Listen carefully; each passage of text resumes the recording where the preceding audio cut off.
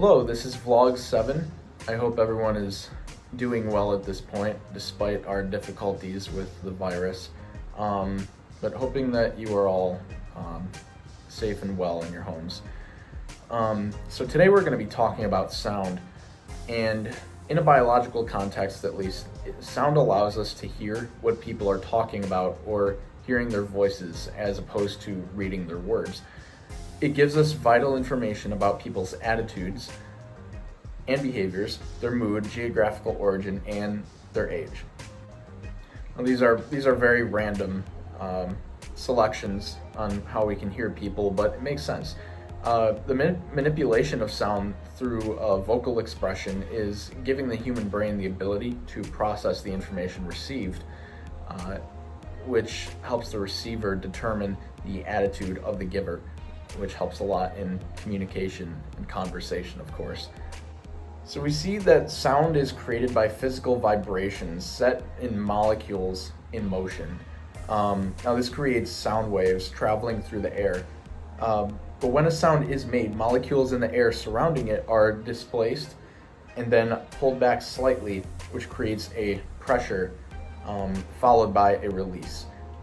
The maximum pressure is actually the crest, and the release is the trough of the sound wave. It goes from highest to lowest. You might have seen this in a graphical formation at least. Sound is also determined, importantly, by wavelengths in amplitude and frequency. So commonly when you turn on the radio, you'll see AM versus FM. Now AM stands for amplitude modulation, FM stands for frequency modulation. And the reason why these are depicted as so is because amplitude refers to the quantity of sound and frequency refers to the quality of sound, and we'll discuss this in a few seconds.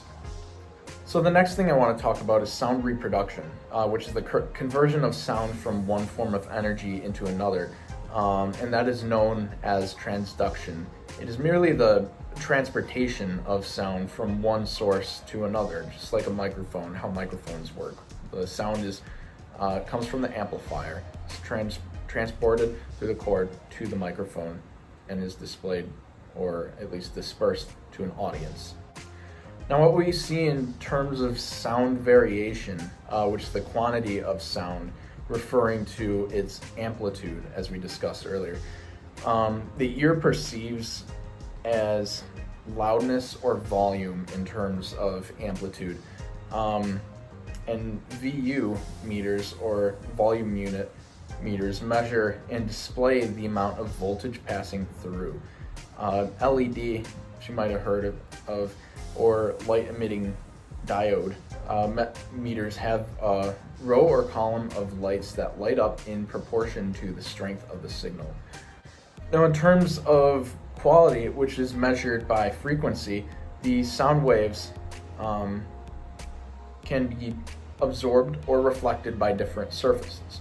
And the surface is very important as well. If you're making sounds in a specific room or space, you want a good surface to bounce off on, especially for loud sounds.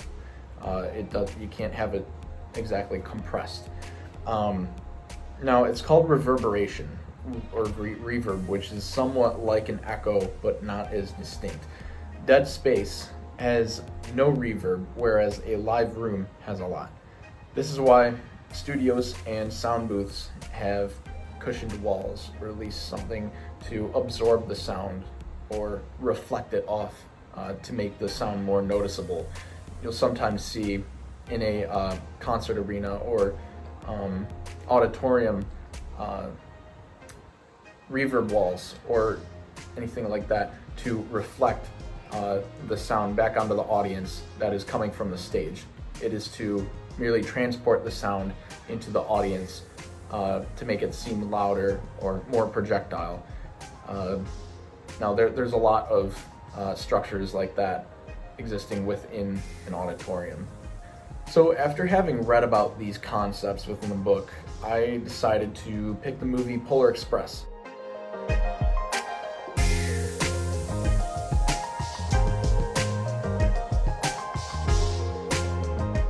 Use as my example for good use of sound. Now, a lot of aspects within that movie focus a lot on the sound, especially the musical part of the movie. Now, the orchestra that played for the Polar Express, at least the soundtrack of the Polar Express, is fantastic in my opinion. There's a lot of variation within the sound, a lot of amplitude, frequency variations. And in that movie, you can see, especially with surround sound at least, you can see the variation or hear the variation within the music when it's playing at the most grandiose moments of the movie. And when the music plays, it emits a powerful energy to it, to at least reach the audience in some emotional way, which compares a lot to my last vlog. I was talking about the use of light in First Man. It is meant to depict an emotional appeal to the audience, help them feel something within the movie by listening, looking at, hearing different sounds and different visuals applied with those sounds. And I think that's a very important way to actually make a movie look good, to master the production of it, to see where certain sounds can go so it can evoke a certain appeal to the audience.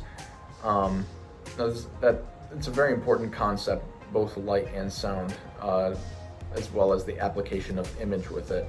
Now the different variations in the movie all tie in together. They all correlate with one another to make the movie almost seem perfect, especially in specific parts when the music is louder and then it gets quieter. This is it for vlog number 7.